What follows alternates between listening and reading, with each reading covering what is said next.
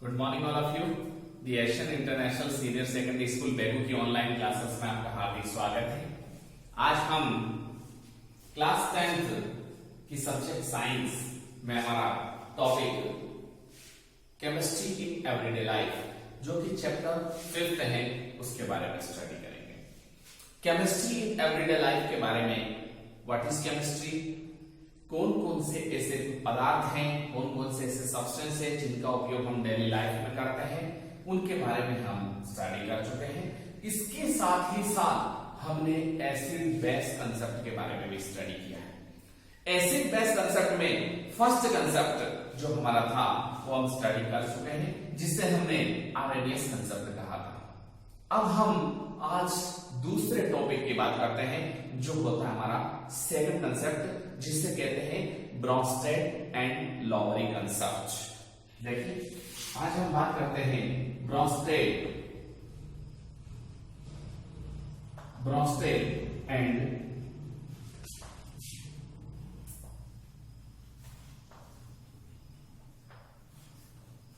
लॉवरी concept. Bronsted and लॉवरी दोनों जो scientist थे उन्होंने एसिड के बारे में एक अलग ही प्रकार का कंफर्मेशन दिया, अलग ही प्रकार की कंसेप्ट को बताया था। हम बात करते हैं कि इस कंसेप्ट के अकॉर्डिंग एसिड किसे कहा गया है, अम्ल किसे कहा गया है, कौन सा ऐसा भाग है जिसे हम अम्ल कहते हैं। तो इन्होंने कहा था कि वे पदार्थ जो क्या देते हैं, वे पदार्थ जो H+ देते हैं, या जिसे इन्होंने कहा था कि उसे हम क्या कहते हैं, प्रोटॉन कहते हैं। जो प्रोटॉन देते हैं, जो H+ आयन देते हैं, क्या कहलाते हैं, एसिड कहलाते हैं। Means those substance or those matters, those materials which provides H+ ions, which gives H+ ions, ऐसे सब्सटेंस, ऐसे मटेरियल जो H+ आयन देते हैं क्या कहलाते हैं, एसिड कहलाते हैं। इनके अकॉर्डिंग एसिड ऐसे सब्सटेंस को कहा गया है जो प्रोटॉन डोनर है। प्रोटॉन डोनर हम इसको यूं भी डिफाइन कर सकते हैं। प्रोटॉन डोनर मींस प्रोटॉन देने वाला, proton donor substance is called acid. Substance is called acid. देखिए यहां पर बात करेंगे, हमारे पास माने कि एक एग्जांपल है HA एक कंपाउंड है जहां पर ये रिलीज करता है किसको, H+ और इसको रिलीज कर देता है और साथ में हटा देता है A-। इसका मतलब ये सब्सटेंस जिसने दो प्रकार के पार्ट दिए, एक H+ दिया और एक ये दिया, तो इसने प्रोटॉन दिया, इसीलिए ये क्या है, एसिड है। क्या है, एसिड है। और ये कौन है, ये प्रोटॉन है हमारे पास, ये प्रोटॉन है। Proton donor substance is called acid. तो ये हमारे पास प्रोटॉन है। तो प्रोटॉन दे देने के बाद बचा हुआ पार्ट क्या कहलाएगा, बेस। लेकिन उसको कंप्लीटली बेस हम नहीं कह सकते क्योंकि इसकी अपोजिट डेफिनेशंस अभी हम स्टडी करने वाले हैं। तो इसको हम बोलेंगे कंजुगेंट बेस। इसका नाम क्या रखा गया, कंजुगेंट बेस, या इसे हम कहते हैं संयुग्मी क्षार। इसका नाम क्या रखा गया है, संयुग्मी क्षार। इसे हम बोलेंगे संयुग्मी क्षार, अर्थात ऐसा बेस जो एसिड के साथ जुड़ा हुआ था। क्लियर। इसी प्रकार से अगर हम बेस को डिफाइन करें, हम बेस एसिड की जगह अगर हम बेस लें या हम क्षार लें, तो हम क्षार को क्या डिफाइन करेंगे, इसका मतलब जस्ट अपोजिट डेफिनेशन। वे पदार्थ जो प्रोटॉन ग्रहण करते हैं, हम लिख सकते हैं वे पदार्थ, क्या रहेगा, वे पदार्थ जो प्रोटॉन ग्रहण करते हैं। हम यहां पर बात करना चाहेंगे, देखिए वे पदार्थ जो प्रोटॉन ग्रहण करते हैं, वे पदार्थ जो क्या ग्रहण करते हैं, H+, या हम कह सकते हैं प्रोटॉन क्या करते हैं, ग्रहण करते हैं। और ग्रहण करते हैं तो उन्हें हम क्या कहते हैं, बेस कहते हैं। माना कि H प्लस प्रोटॉन है, इसको किसी B ने लिया, B लेने के बाद वह किसमें बदल गया, HB प्लस। तो हमारे पास ये क्या हुआ, B क्या हुआ, बेस कहलाया, क्योंकि इसने किसको लिया, प्रोटॉन को लिया, तो ये बेस कहलाया। मींस दोज मटेरियल्स और those substance which accepts the protons, they are called as base। आपको ये बात समझ में आई? तो अब हम बात करें कि कुछ इस प्रकार का एक एग्जांपल लूं कि मेरे पास माना कि H प्लस है और उसके साथ AB कोई ऐसा कंपाउंड है। इस H को लेने वाला क्या कहलाएगा, बेस कहलाएगा। इसको लिया, माना कि B ने लिया, तो ये H B का फॉर्मेशन हो गया। प्रोटॉन रिसीवर कौन हुआ, B। इसका मतलब यहां B क्या था, बेस। लेकिन अगर ये यहां पर नेगेटिव था, ये पॉजिटिव था, तो बचा हुआ कौन रह गया, A प्लस रह गया। यहां A प्लस के फॉर्म में रह गया, तो ये जो हमारा पार्ट बच गया है, A प्लस के फॉर्म में जो बच गया है, उसको हम क्या बोलेंगे, एसिड। अपोजिट जैसा उसमें हमने कंजुगेंट एसिड बेस लिखा था, तो यहां पर इसका नाम हम क्या लिखेंगे, कंजुगेंट एसिड। उसका नाम लिखा जाएगा कंजुगेंट एसिड, या उसे हम बोलेंगे संयुग्मी अम्ल। क्या नाम रखा जाएगा, संयुग्मी अम्ल। तो बच्चों, इस प्रकार से हमने इस ब्रॉन्स्टेड एंड लॉरी के कंसेप्ट को स्टडी किया, जो ये बताता है कि ऐसे सब्सटेंस जो H प्लस आयन देते हैं, या हम कह सकते हैं कि जो प्रोटॉन डोनर है वो एसिड है। इसका मतलब थोड़ा थोड़ा सिमिलर है किससे, हमारे आरएनएस कंसेप्ट से मिलता है। और ऐसे सब्सटेंस जो प्रोटॉन को रिसीव करते हैं, जो लेते हैं, इसका मतलब वो क्या कहलाएंगे, बेस। लेकिन क्या ये कंसेप्ट हर समय एसिड और बेस को एक्सप्लेन करने के लिए रेस्पॉन्सिबल है, नहीं। क्योंकि कुछ इस प्रकार के सब्सटेंस भी पाए गए हैं जिनमें H प्लस आयन और OH माइनस आयन होते ही नहीं है। या हम यूं कहते हैं कि कुछ इस प्रकार के एसिड हैं, कुछ इस प्रकार के बेस हैं जिनमें प्रोटॉन नहीं होता है। तो क्या उनके लिए कौन सा ऐसा कंसेप्ट आएगा, इस बात को लेकर के मैं आपको एक एग्जांपल देना चाहूंगा। आप जानते हैं CO2 कार्बन डाइऑक्साइड, इसका बिहेवियर कैसा होता है, CO2 आप देखिए CO2, इसका SO2, ये हमारे पास इस तरह के कंपाउंड्स हैं जिनका नेचर होता है एसिडिक। अब आप बता सकते हैं क्या ब्रोस्टेड-लॉरी कंसेप्ट इसको एक्सप्लेन कर पाएगा, नेवर। क्यों, क्योंकि अकॉर्डिंग टू ब्रोस्टेड-लॉरी कंसेप्ट इसके पास न तो प्रोटॉन देने का है, ना ही कोई प्रोटॉन लेने का है। तो जो अप्रोटोनिकृत है या इस प्रकार के एसिड और बेस हैं जिनमें प्रोटॉन नहीं पाया जाता है, तो उनके बारे में एक्सप्लेनेशंस यह ब्रोस्टेड-लॉरी कंसेप्ट नहीं दे सकता है। समझ गए?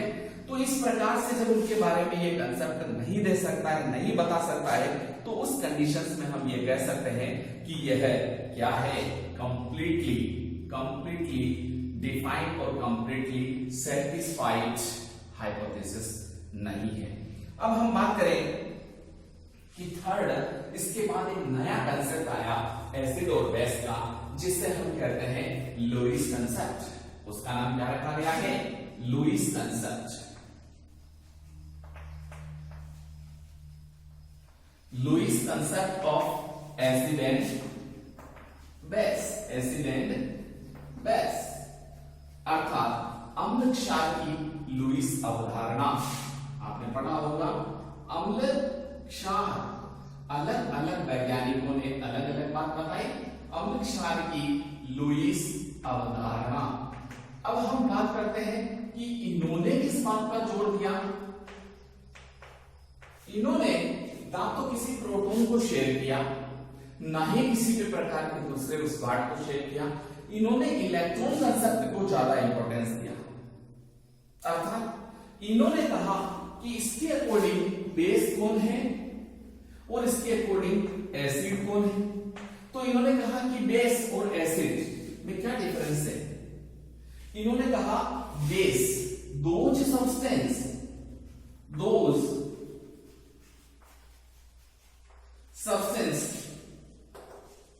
which provides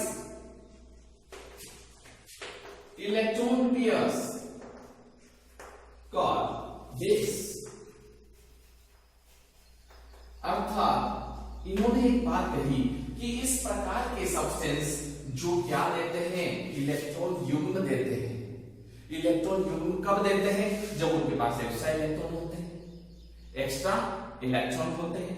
तो ऐसे सब्सटेंस, ऐसे मटेरियल, ऐसे पदार्थ जिनके पास इलेक्ट्रॉन पेयर्स हो, एक्स्ट्रा इलेक्ट्रॉन पेयर्स हो, इलेक्ट्रॉन डेंसिटी ज्यादा हो, तो उस कंडीशंस में वो देने का नेचर रखते हैं इलेक्ट्रॉन देने वाले।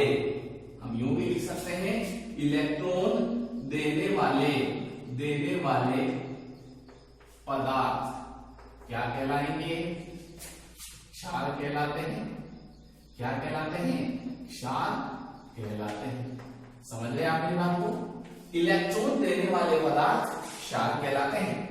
तो इसका अपोजिट उन्होंने कहा कि एसिड कौन होंगे, एसिड कौन होंगे, those substance which gains electron pairs called acids। बिल्कुल सिंपली क्लियरिफाइड है। इसका मतलब इलेक्ट्रॉन युग्म ग्रहण करने वाले, इलेक्ट्रॉन युग्म ग्रहण करने वाले, इलेक्ट्रॉन युग्म ग्रहण करने वाले सब्सटेंस या पदार्थ क्या कहलाएंगे, पदार्थ क्या कहलाएंगे, ये इनको हम क्या बोलेंगे, अम्ल कहलाएंगे। अब अम्ल कहलाते हैं। अब एक बात सोचिए भाई, इलेक्ट्रॉन युग्म देता कौन है, जिसके पास एक्सेस है, और जिसके पास इलेक्ट्रॉन युग्म की कमी है उसको हम क्या बोलेंगे, एसिड बोलेंगे। तो हम यूं कह सकते हैं कि बेस ऐसे सब्सटेंस है जिनमें अतिरिक्त इलेक्ट्रॉन है, अतिरिक्त इलेक्ट्रॉन युग्म है, जिनमें अतिरिक्त इलेक्ट्रॉन युग्म है। और ये एसिड कौन है, जो ले रहा है। इसका मतलब इनमें इलेक्ट्रॉन युग्म की कमी है। तो हम यहां पर कुछ कंपाउंड्स के बारे में बात करना चाहेंगे। करना चाहूंगा, एक एग्जांपल मैं लेता हूं BF3। अब देखिए बोरोन ट्राइफ्लोराइड, एग्जांपल क्या है, बोरोन ट्राइफ्लोराइड।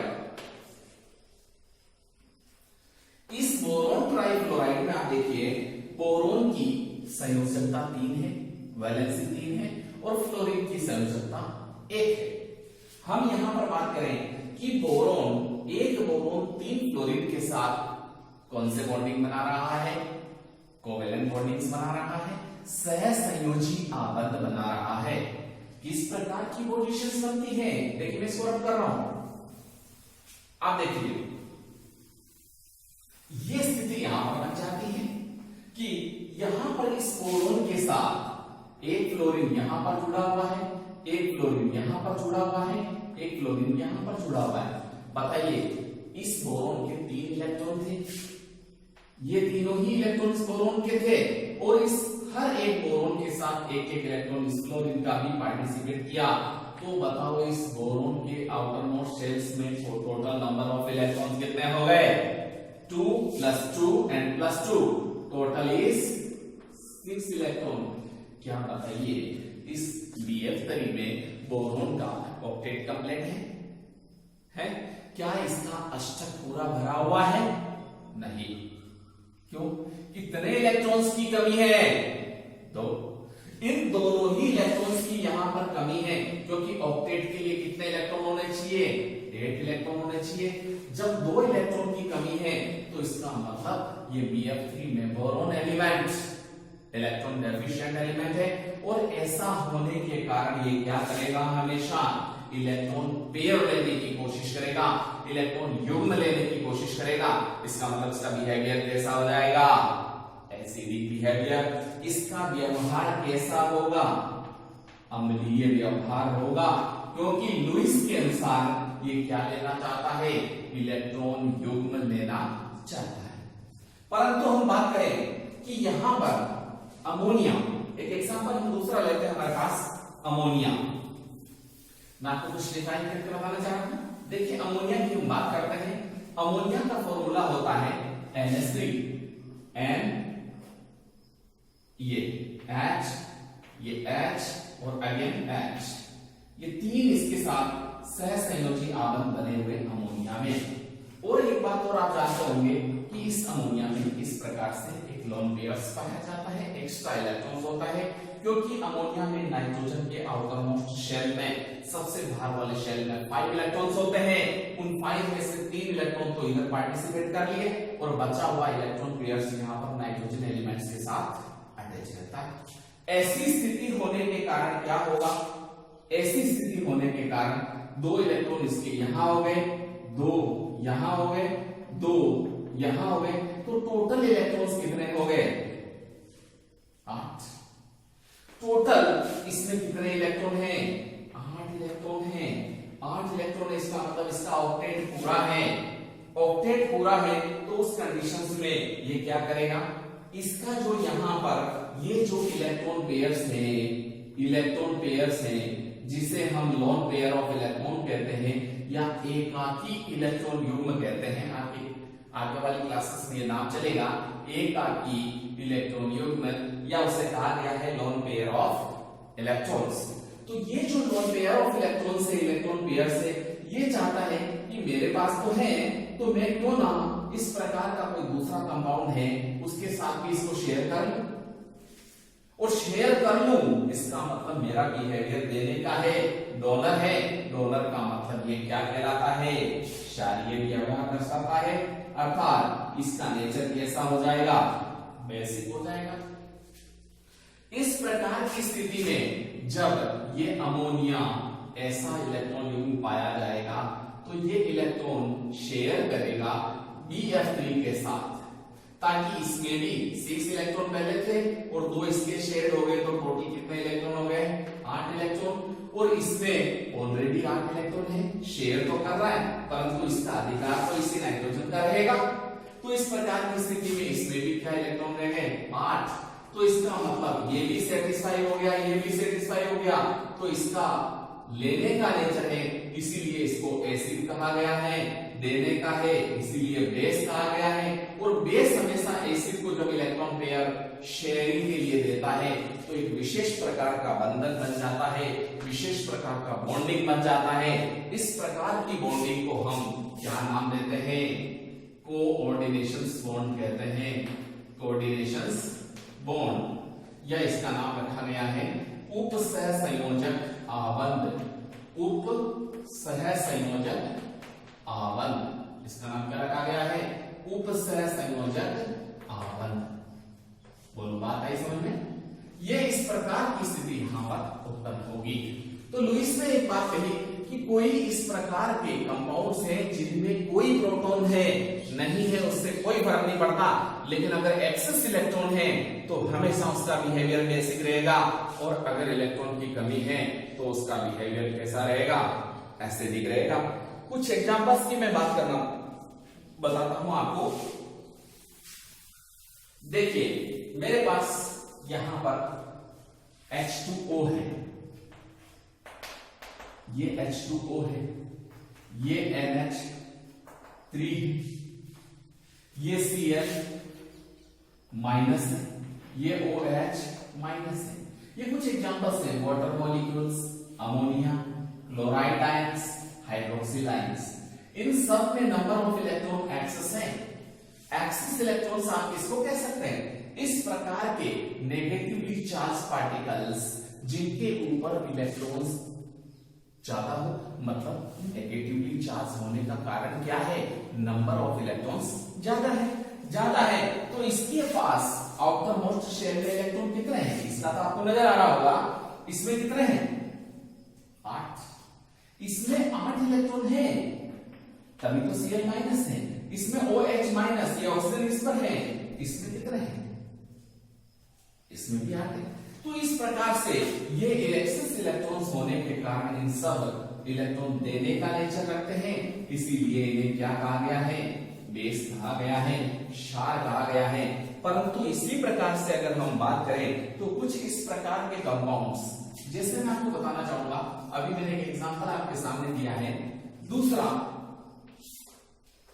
BF3, देखिए AlCl3, एल्यूमिनियम ट्राइक्लोराइड, देखिए 3 दूनी 6, 3 दूनी 6, इसमें भी 6 इलेक्ट्रॉन है, Mg+2, देखिए ये कुछ इस प्रकार के मेरे आइन सके, मतलब पॉजिटिवली चार्ज आयंस, मतलब इस प्रकार के कंपाउंड्स या इस प्रकार के पॉजिटिवली चार्ज पार्टिकल्स जिनमें नंबर ऑफ इलेक्ट्रॉन्स की संख्या ऑक्टेट से कंप्लीट हो, तो इनका बिहेवियर, इनका कैसा पार्ट पाया जाता है, जैसे Na+ है, तो इनका बिहेवियर कैसा कहलाएगा, ये हमेशा इलेक्ट्रॉन लेने का नेचर रखते हैं, तो इसे हम बोलेंगे एसिड। समझ गए? तो ये होता है हमारा according to Lewis concept acid और बेस की अवधारणा। अब हम बात करते हैं इस एसिड, बेस और सॉल्ट की कुछ स्पेसिफिक प्रॉपर्टीज। सबसे पहले हम बात करते हैं प्रॉपर्टीज ऑफ एसिड। देखिए बहुत इंपॉर्टेंट टॉपिक है हमारे पास, प्रॉपर्टीज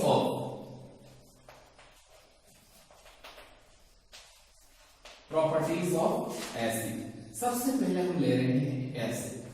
सबसे पहला जो प्राइमरी प्रॉपर्टीज हमने देखा था, acid turns blue litmus to red. मैंने बताया था कि एसिड ऐसे सब्सटेंस है जो ब्लू लिटमस को किसमें कन्वर्ट कर देते हैं, turns blue litmus to red. इसका मतलब एसिड ऐसे सब्सटेंस है जो हमेशा ब्लू लिटमस को किसमें कन्वर्ट करेंगे, रेड में कन्वर्ट करेंगे। पहली properties according to chemical composition हमने देखा था, acid turns blue litmus to red. दूसरी अगर हम बात करना चाहेंगे, acid reacts with metal, acid it reacts with metal, it reacts with metal, यह धातु के साथ रिएक्शन करते हैं, reacts with metal and produces कौन सी gas, and produces H2 gas. आपको एक एग्जांपल आपने छोटी क्लास में देखा था, HCl लीजिए और प्लस जिंक के दाने लीजिए Zn, आप देखोगे कि जो ही HCl जिंक के साथ रिएक्शंस करेगा, ये Zn Cl2 बना देगा और साथ में हाइड्रोजन गैस रिलीज करेगा। यह हाइड्रोजन गैस लाइट होने के कारण कहां जाएगी, ऊपर जाएगी। इसी प्रकार से मैं आपको इसका एक एक्टिविटी भी बता सकता हूं। देखिए अगर हम इस प्रकार का एक स्टैंड तैयार करें केमिस्ट्री लैब में, ये सारे स्टैंड्स अवेलेबल है अपने यहां, हम एक स्टैंड तैयार करते हैं इस प्रकार का। इस स्टैंड को तैयार करने के बाद हम यहां पर एक क्या लगाते हैं, एक टेस्ट ट्यूब लगा देते हैं। इस टेस्ट ट्यूब को, ये इस प्रकार की टेस्ट ट्यूब है, चौड़ी टेस्ट ट्यूब है जिसको हमने लगाया है, और इसका कनेक्शन हमने इस प्रकार से कर दिया है। यहां पर इसको अच्छी तरह से कॉर्क लगा करके फिक्स कर दिया गया है। फिक्स कर देने के बाद सबसे खास बात, इसके अंदर कुछ दाने किसके डाल दिए गए हैं, जिंक के डाल दिए गए हैं।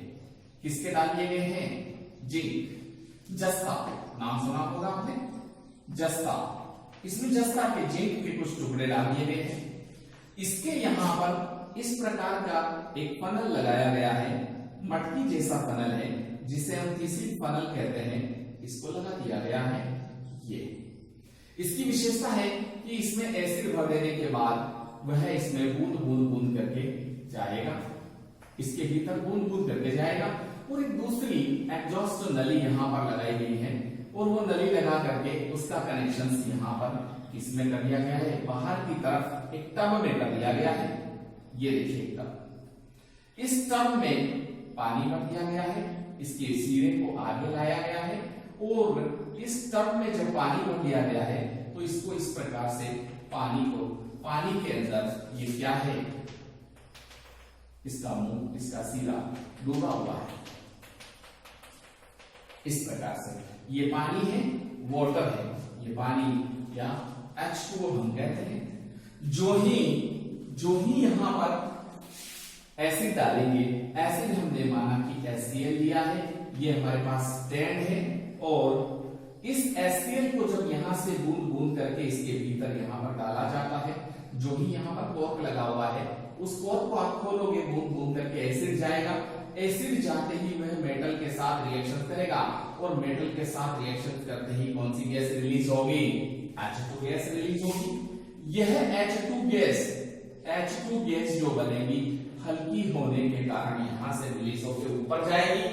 ऊपर जाकर के ये जो एग्जॉस्ट नली है जो कॉर्क के अंदर लगी हुई है वहां से होकर के इधर पास होगी और यहां से होकर के कहां पहुंचेगी, टब में पहुंचेगी। ये हमारे पास टब था, ये क्या था हमारे पास, टब था। इस टब में जो ही ये पहुंचेगी, पहुंचते ही ये गैस हल्की होते ही यहाँ पानी में ऊपर आने लगेगी। गैस जो ही यहाँ ऊपर आने लगेगी, अगर यहाँ पर आप एक मैच स्टिक्स ले जाते हैं तो आप देखते हैं कि यहाँ पर पॉप साउंड के साथ ये गैस चलने लगती है। पॉप साउंड, ये कैसी साउंड देती है, पॉप। आपने पॉप साउंड का नाम सुना होगा। अरे जब आपने पॉपकॉर्न बनाते हुए किसी व्यक्ति को देखा होगा तो आपने देखा होगा जब वो पॉपकॉर्न फूटते हैं तो उसका स्टार्च की आवाज किस तरह से आती है, पट पट आवाज आती है। ठीक इसी प्रकार की आवाज यहां पर आपको इस बर्निंग मैच स्टिक्स में माचिस की जलती हुई तीली को ले जाने पर आप देखोगे तो यह इस प्रकार की एक साउंड क्रिएट करेगा जो इस बात को बताता है कि बनने वाली गैस कौन सी गैस है, हाइड्रोजन गैस है। समझे आप। अब इस प्रॉपर्टीज को देखने के बाद हमें एक चीज महसूस होती है कि ये मेटल के साथ रिएक्शन करके कौन सी गैस दे रहा है, हाइड्रोजन गैस दे रहा है। इसका मतलब हाइड्रोजन के अलावा क्या बन रहा है, जैसा कि अभी मैंने कहा Zn प्लस HCl, तो ये बना रहा है ZnCl2 प्लस हाइड्रोजन गैस। ये ZnCl2 बन रहा है, ये क्या है, सॉल्ट है। और ये सॉल्ट कैसा है, पॉइजनस है, पॉइजनस है। ये पॉइजनस होने के कारण इसका उपयोग हम नहीं कर सकते हैं, हाइड्रोजन गैस चली गई। तो यही कारण है कि जितने भी एसिडिक कंटेनर्स हैं, सबसे बड़ी प्रिकॉशंस है, सावधानी है। क्या सावधानी है कि हमें जितने भी एसिड्स हैं, चाहे वो सिट्रिक एसिड हो, चाहे वो लैक्टिक एसिड हो, सिट्रिक एसिड हो, चाहे लैक्टिक एसिड हो, चाहे टार्टरिक एसिड हो, इन सभी एसिड को, चाहे टार्टरिक हो सकता है, ऑक्सैलिक हो सकता है, इन सभी एसिड को कभी भी इन सभी को एटसेट्रा इनको मेटलिक कंटेनर में नहीं रखना चाहिए, या हम कह सकते हैं कि इनको धातु पात्र में नहीं रखना चाहिए, पात्र में नहीं रखना चाहिए। आपको दिमाग में आ रहा होगा कि ऐसा क्यों, क्योंकि जो ही आप किसी भी मेटलिक कंटेनर में रखोगे, धातु पात्र में रखोगे, उस कंडीशन में क्या हो जाएगा, उसमें रखते ही ये एसिड मेटल के साथ रिएक्शन कर लेंगे और रिएक्शन करते हाइड्रोजन गैस बना देंगे। हाइड्रोजन गैस तो उड़ जाएगी हल्की होने के कारण, बट जो साल्ट बना हुआ, जो पॉइजनस साल्ट बना हुआ, वो कंटेनर में रह जाएगा और उसको रह जाने के बाद अगर हम पिएंगे, हम उसका उपयोग करेंगे तो निश्चित रूप से हमारे शरीर को काफी लॉस होगा। कभी कभी आपने देखा होगा जब घर में हम लेमन तैयार करते हैं, शिकंजी तैयार करते हैं, तो आपने देखा होगा कुछ लोग स्टील के बर्तन में, कुछ लोग दूसरे कॉपर के बर्तन में भी शिकंजी बना लेते हैं। बच्चों ध्यान रखिए, हमेशा शिकंजी बनाते समय हमारे को प्लास्टिक कंटेनर यूज करना है, प्लास्टिक के बने हुए पात्र यूज करने हैं, या फिर हमारे को ग्लास के बने हुए पात्र यूज करने हैं। सबसे बड़ी सावधानी ये बहुत जरूरी है। तो ये एक मैंने प्रिकॉशंस अभी आपको बताइए। अब हम एक बात और बताना चाह रहे हैं इसकी प्रॉपर्टीज के बारे में यहां पर कि यह मेटेलिक ऑक्साइड के साथ भी रिएक्शंस करते हैं और मेटेलिक ऑक्साइड के साथ क्या रिएक्शंस करते हैं, it reacts with metallic oxide, metallic oxide and देखिए HCl है, मेटेलिक ऑक्साइड CuO है, क्या बना रहा है, ये इसके साथ रिएक्ट किया है H2O, क्या बनाया H2O, वाटर प्लस CuCl2, क्या बनाया CuCl2, सॉल्ट। तो ये मेटेलिक ऑक्साइड के साथ रिएक्शन करके वाटर और सॉल्ट का फॉर्मेशन कर देते हैं। मेटेलिक ऑक्साइड में मैंने यहां पर आपको क्यूप्रस ऑक्साइड लिया CuO, इसके साथ यह HCl एसिड रिएक्ट करता है और वाटर और क्यूप्रस क्लोराइड CuCl2 का फॉर्मेशन कर देता है। तो यहां हम ये बात करना चाह रहे हैं कि यह मेटेलिक ऑक्साइड के साथ रिएक्शंस करके सॉल्ट और वाटर का फॉर्मेशन कर देता है।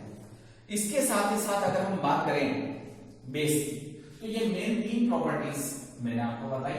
अब हम एसिड की प्रॉपर्टीज के बाद हम दूसरी बात करते हैं बेस। तो बेस की हम बात करते हैं, यहां पर देखिए ये एसिड की बात थी, अब हम बात करते हैं प्रॉपर्टीज ऑफ बेस। देखिए बेस में first property turns red litmus to blue, इसकी अपोजिट प्रॉपर्टीज की हम बात करना चाहेंगे। देखिए यहां पर it turns red litmus to blue, अर्थात अपोजिट प्रॉपर्टीज होगी रेड लिटमस टू ब्लू। ये किस में बदल दिया इसने, रेड लिटमस को ब्लू में बदल दिया, तो ये इसकी प्रॉपर्टीज क्या हो गई, चेंजेस हो गई।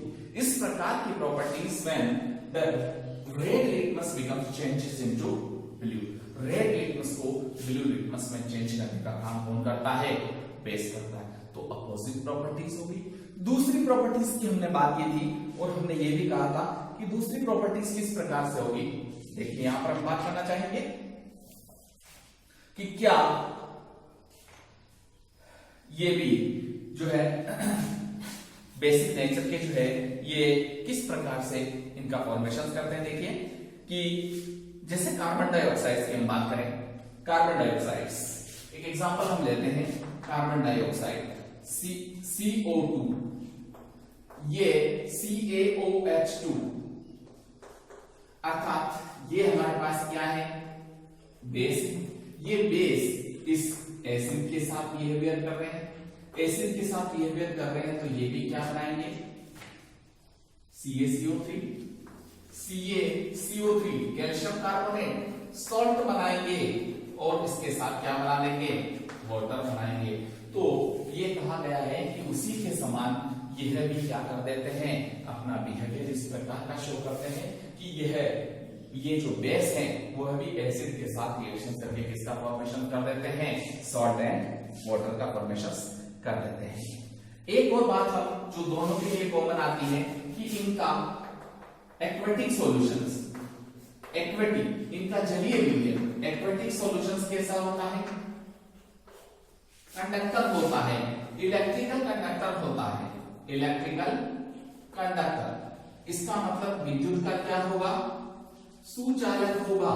विद्युत का क्या होगा, विद्युत का सुचालक, अर्थात इसमें इलेक्ट्रिसिटी फ्लो होगी। मैं आपको बताना चाहूंगा एसिड बेस कोई भी ले लो, अगर उसका लिक्विड फॉर्म हमने लिया है तो वह इलेक्ट्रिसिटी फ्लो करने के लिए रेस्पॉन्सिबल होगा, अर्थात उस कंडीशंस में वह क्या होगा, इलेक्ट्रिकल कंडक्टर्स कहलाएगा, विद्युत का सुचालक कहलाएगा। और एक लास्ट प्रॉपर्टीज और बता देता हूं कि एसिड और बेस दोनों हमेशा एक दूसरे के साथ रिएक्शन करते हैं तो अपनी प्रॉपर्टीज खो देते हैं। प्रॉपर्टीज की हम बात करें तो यहाँ पर एसिड अगर बेस के साथ रिएक्शन करते हैं तो दोनों की ही प्रॉपर्टी खत्म हो जाती है और ये सॉल्ट और वाटर का फॉर्मेशन कर देते हैं।